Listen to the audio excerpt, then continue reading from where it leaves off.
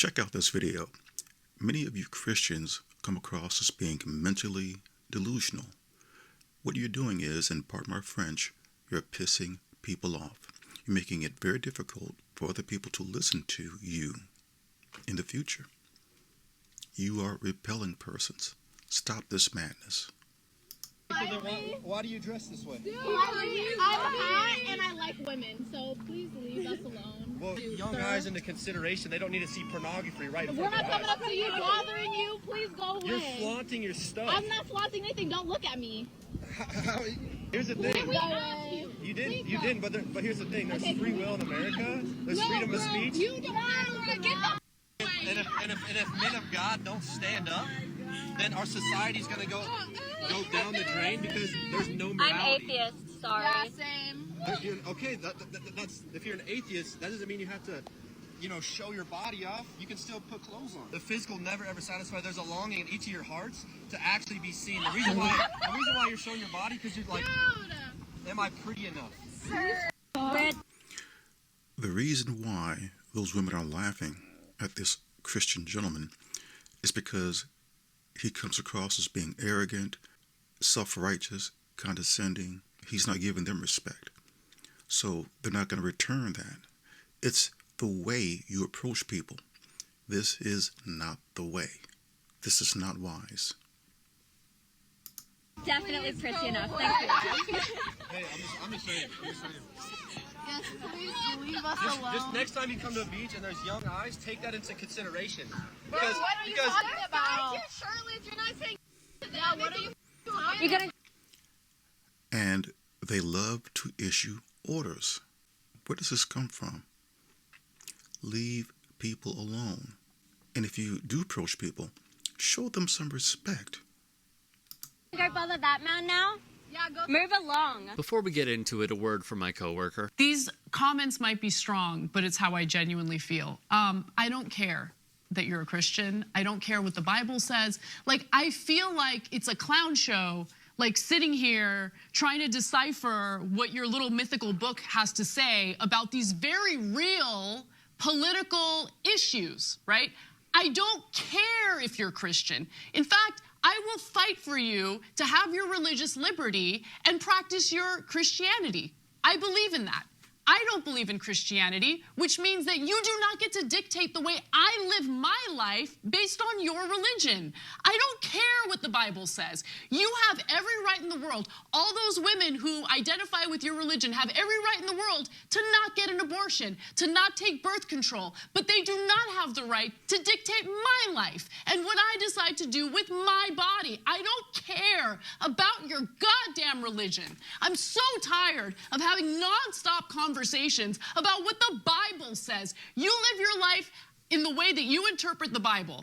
Again, I don't care, but you don't get to take the Bible and tell me, well, the Bible says this in this chapter in this verse. I don't care. I agree with her.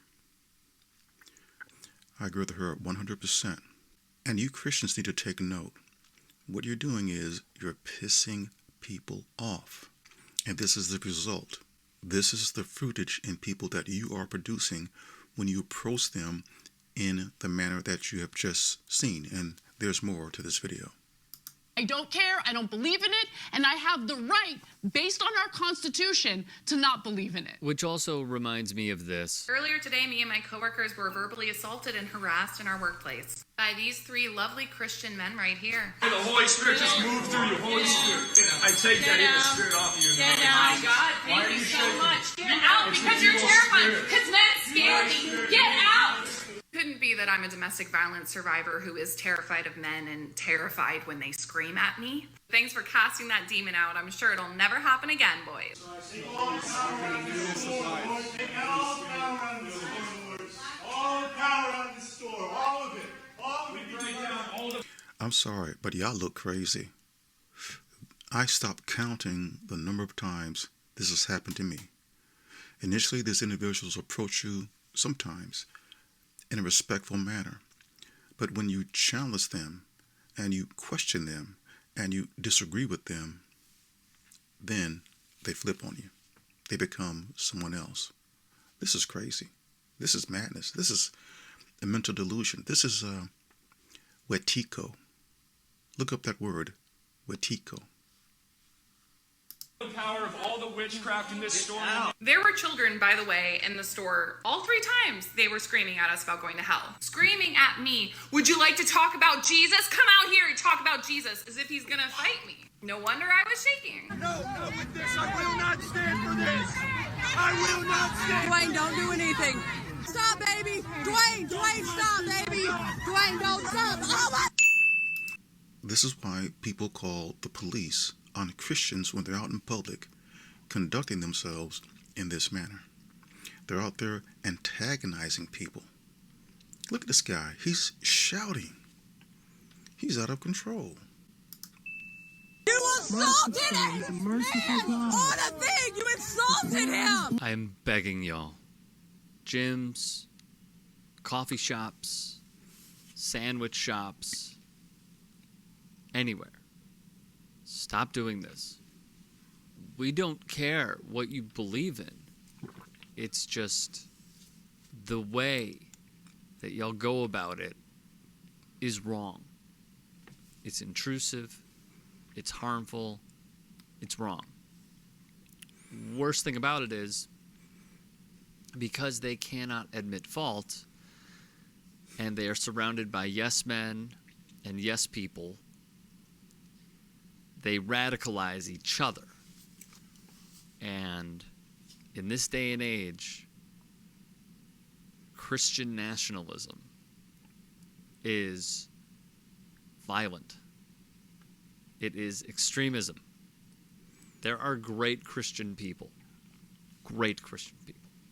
There are great people from all walks of life who vary on religion. It's fine.